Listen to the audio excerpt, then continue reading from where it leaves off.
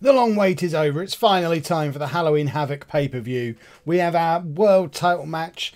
Ethan Carter III versus Rey Mysterio versus Bully Ray. We've got Matt Morgan versus Cody Rhodes for the US title. Zack Sabre Jr. versus Pete Dunne for the TV title. We've got a women's title match between Mia Yim and Courtney Rush. And we've got a triple threat tag title match between the Young Bucks, the Motor City Machine Guns and the Briscoe Brothers. That, to me, seems like it could be quite a good show.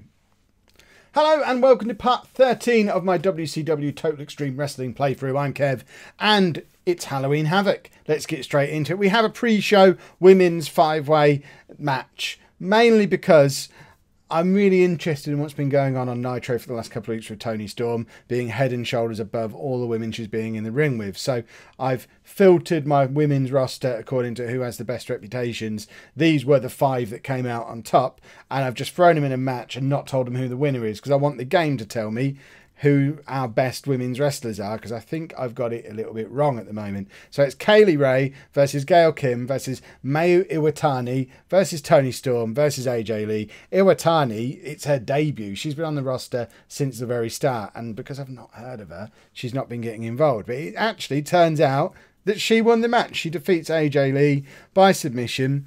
We got a D+ for Kaylee Ray, a D+ for Gail Kim, a C- for Mayu Iwatani. Let me know down in the comments who she is, and I need to find out more about her because she seems good. And a D+ each for Toni Storm and AJ Lee. These should be the stars of our women's division. I've got it wrong. I need to fix it. But we get a C+ on the pre-show. That's not a disaster at all. Into the main show, and we kick things off with our tag title match. It's our triple threat. It's our champions, the Briscoe Brothers, versus the Motor City Machine Guns, versus the Young Bucks. And it's an elimination match, by the way. The Briscoe Brothers, our tag champions, get eliminated first. And then the Young Bucks win the titles. It doesn't say who pinned who. It was supposed to. It doesn't. That's weird. Anyway, Young Bucks are our new WCW Tag Team Champions. We get C's across the board, apart from Mark Briscoe, who comes in with a D. So fair enough that they were eliminated first. C+ for everybody else. We get a C for the segment, and we have new tag champions. I'm on board with that. I can get on with that. And then it's straight into the blow-off to our Adam Cole versus John Morrison feud. Remember, Adam Cole has just rejoined Bullet Club, and he celebrates by defeating John Morrison, putting an end to their ongoing storyline. They both get C-. We get a C overall. And so far, the Bullet Club have 2 wins. Interesting.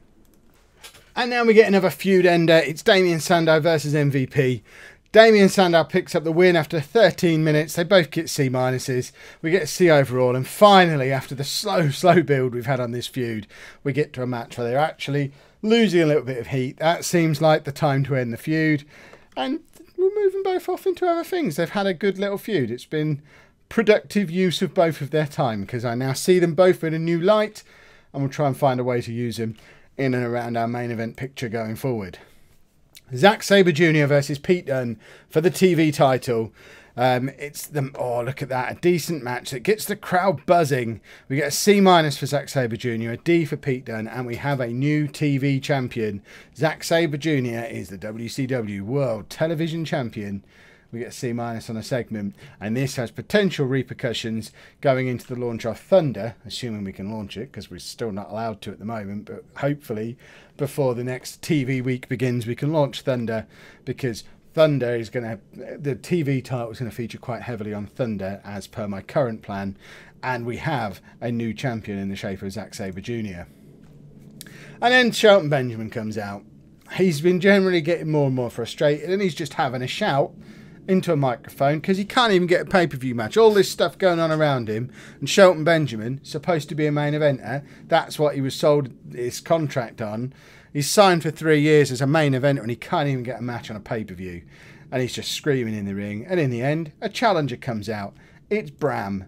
And we haven't seen Bram for months. I don't think we've seen him since the US title pay-per-view on the first episode of Nitro. He comes out and gets a beating. It's as close to a pay-per-view squash match as you can get. It reminds everybody that Bram exists. We get a C for Shelton Benjamin, a D for Bram, a C for the segment overall. Benjamin gets the pay-per-view win. Hopefully he'll stop moaning now. And then we've got our US title match. It's Cody Rhodes versus Matt Morgan for the US title. Good heat, decent wrestling. Cody Rhodes retains. It's the second defence of his WCW title. He's now successfully defended against Jay Lethal and Matt Morgan. Rhodes gets a C+, Matt Morgan gets a D+. We get a C+ overall, and now Matt Morgan can drift back off into the upper mid card and start building up some younger stars, and we need a new man to take on Cody Rhodes in a feud going forward. Feel free to use the comments to let me know who you think should be the next challenger for Cody Rhodes and the US title as we push on towards the next pay-per-view. Our women's title match, Mia Yim versus Courtney Rush. Interesting that neither of these are as good as the top performers in the pre-show women's match. So that says a lot about the state of the women's division, and that's going to get fixed over the next few weeks. But we do have a new women's champion. It's Courtney Rush.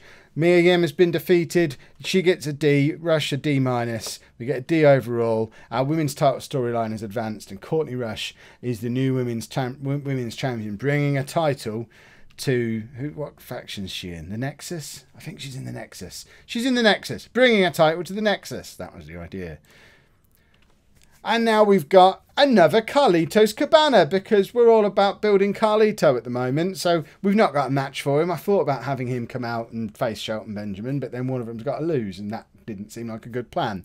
So this way, we get Carlito on a pay-per-view in a hot segment, and it's just Carlito chatting to Paul Heyman and some of the minor members of the Dangerous Alliance. So Pete Dunne and EC3 aren't out there for this, but Ted DiBiase Jr., Jack Swagger and Viper all hanging out in the ring with Paul Heyman and Carlito. We get an A on the segment, and it just gives everyone a chance to take a breather before the big matches come in to end off the pay-per-view. The first of which is Bobby Lashley and Jay Lethal versus Wade Barrett and Ryback. This one has been building for ages. Great heat, good wrestling, and we end up with a win for Jay Lethal and Bobby Lashley. Jay Lethal picking up the pin over Ryback. We had interference from Viper. We had interference. That shouldn't have been Viper. That should have been Courtney Rush. Got the wrong one. I need to get my female faction members sorted in my head. Interruptions from Courtney Rush, our new women's champion. That's what it was supposed to be. And Justin Gabriel. But Lashley and Lethal still prevail. And that ends the feud as it is in its current state. Leaves all the different members to go off and do their separate things. But Lethal and Lashley ultimately win a storyline that's been going on for like 2 months, with the Nexus beating Lashley at the last pay-per-view, Lethal being brought in to be Lashley's partner, and ultimately that allows Lashley and Lethal to prevail. Stars of the match, Barrett and Lashley both with C+, a C- for Lethal and a C for Ryback. Everyone performed well. It advances this storyline, but to be fair, this storyline is pretty much done. And then we move into the world title match. It is EC3 versus Rey Mysterio versus Bully Ray for the WCW World Heavyweight Championship, and Ethan Carter III successfully retains his WCW title.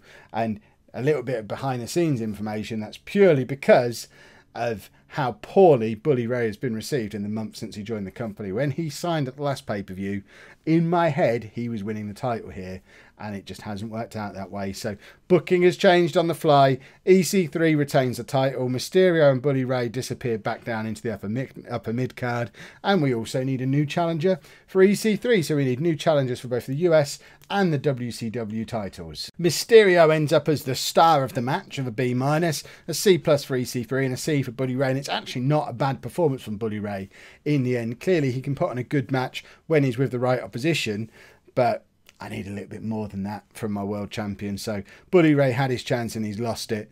EC3 goes forward. We get a B- for our world title match, and that ends our pay-per-view with a B- overall, which increases our popularity in 23 regions.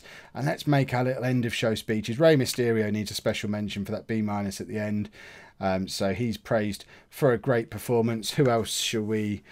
Shelton Benjamin needs cheering up, so let's just give Shelton Benjamin some encouragement.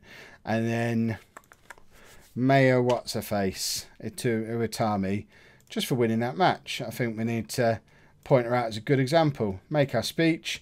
Mysterio's pleased, Benjamin's pleased, Iwatani is pleased, everyone's happy. Excellent. How would you have booked that pay-per-view differently? Let me know down in the comments. If you've enjoyed that, please make sure you pop a like on there for me. Subscribe to the channel if you'd like to see more. And thank you very much for watching.